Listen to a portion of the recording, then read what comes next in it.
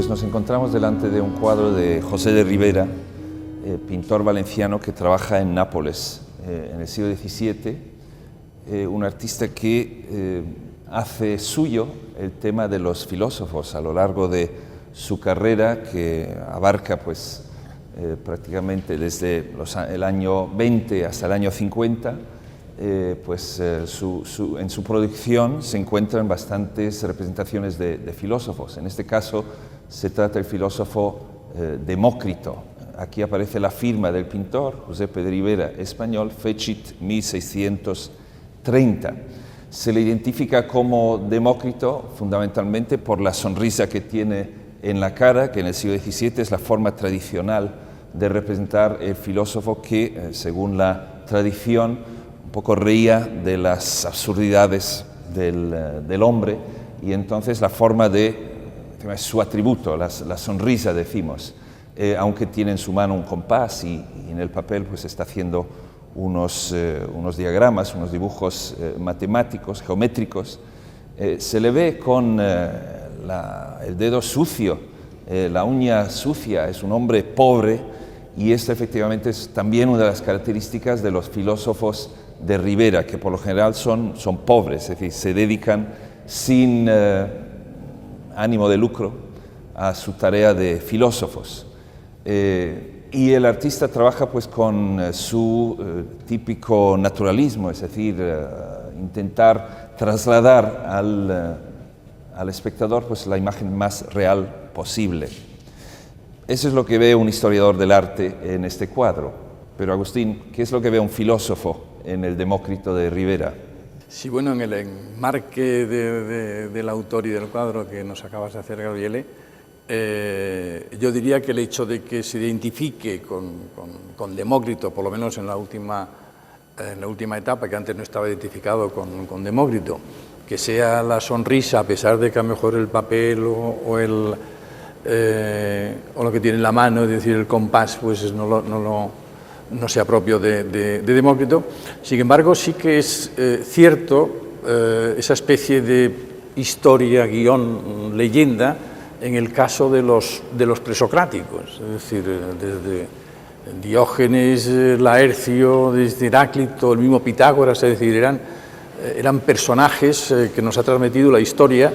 en una sociedad especialmente libre que nos ha vuelto a repetir, que hacían propuestas a la hora de las preguntas importantes en qué consiste la realidad,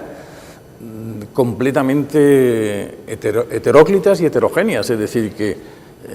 desde que el principio es el agua, desde que el principio de todo es el aire o el fuego o el nous,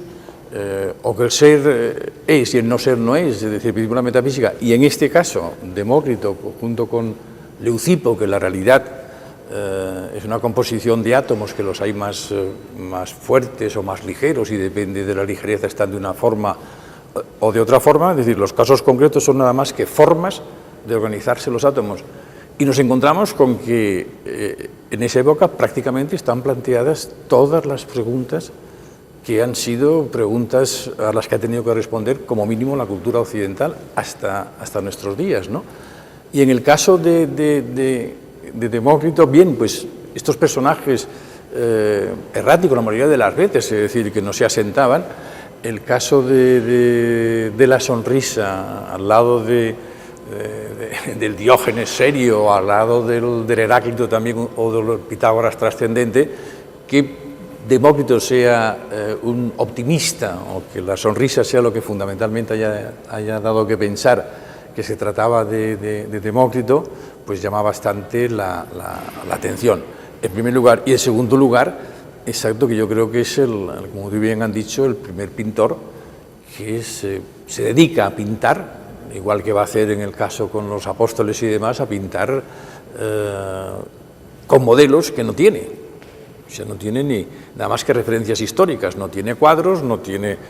sencillamente ni ningún tipo de descripción escrita, sino la leyenda que se ha construido de tal no está nada más. Efectivamente, Ribera se tiene que buscar una serie de tipos para representar estas grandes figuras de de la antigüedad, que efectivamente en muy pocos casos se tenía alguna referencia, alguna imagen, alguna escultura que a lo mejor podía servir, y muchas veces eran identificaciones muy posteriores que por tanto no eran correctas. Lo que hace Rivera es busca poner esta sabiduría antigua dentro de los hombres de su época y seguramente de los hombres pobres de su época, haciendo un especial hincapié en que los filósofos antiguos, los presocráticos, pues tenían también esta reputación de ser hombres de pueblo, es decir, que no buscaban gloria o riqueza con su filosofía, sino por amor al conocimiento. De hecho, decía antes que Rivera pintó varios filósofos de este tipo. En este caso, posiblemente es un encargo que le hace el virrey de Nápoles, que es el duque de Alcalá, el tercer duque de Alcalá,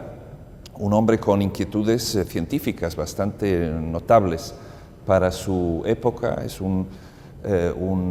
duque pues, de formación sevillana, está en Madrid y después pasa a Sicilia. También es virrey de Nápoles justo en este año, 1630. Sabemos que tenía estas inquietudes religiosas también por algunos escritos y publicaciones suyas,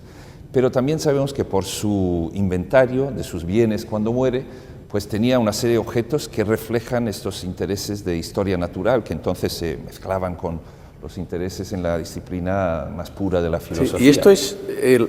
una de las cosas que a mí siempre me ha llamado la atención y ahora mucho más, es ese esfuerzo de Rivera por contextualizar al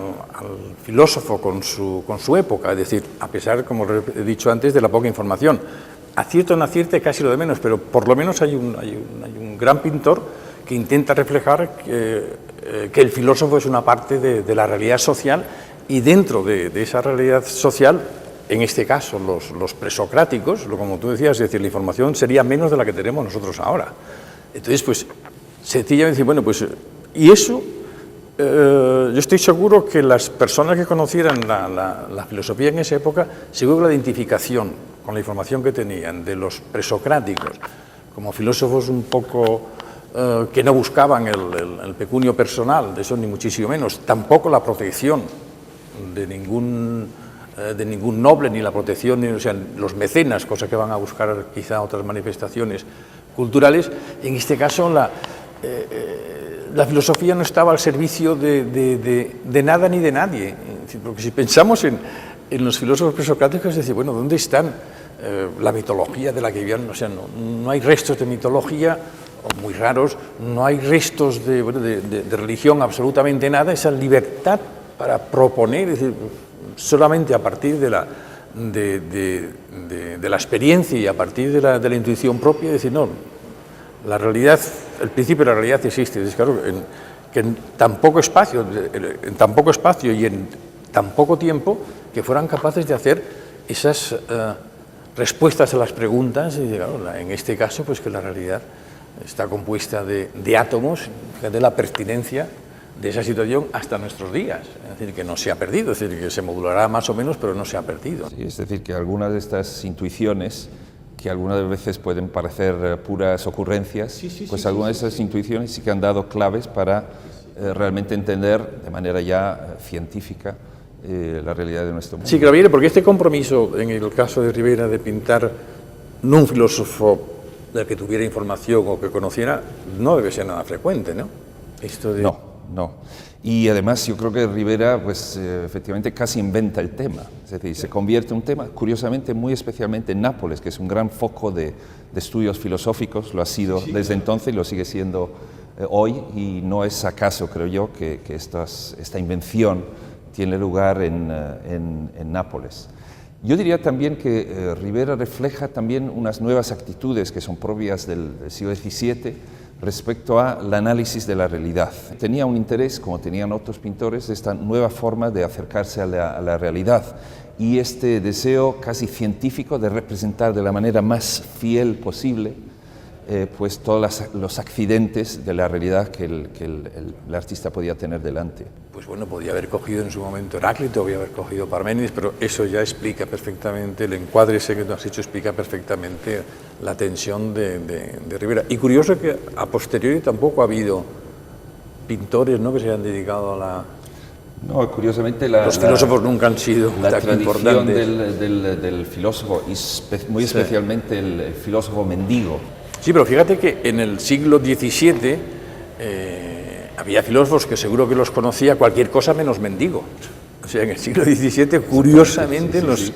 filósofos son cualquier cosa menos mendigos, es decir, que ni tan siquiera eran aristócratas o profesores o al servicio de la iglesia, academias. Entonces, claro, que la convivencia que él tenía con la actividad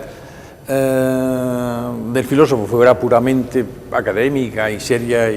y trascendente, y sin embargo se imagina, porque era así, es decir, estos filósofos mendigos de alguna manera, o por lo menos no,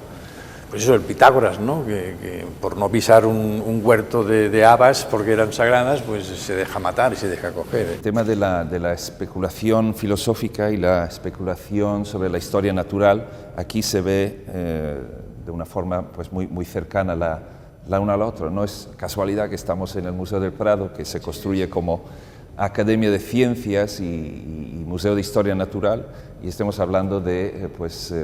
una representación de un filósofo en un periodo del siglo XVII que precisamente está haciendo pasos grandes en nuevas formas de acercarse a las ciencias naturales y este estrecho vínculo que tiene con la especulación filosófica. El pintor tiene un espacio determinado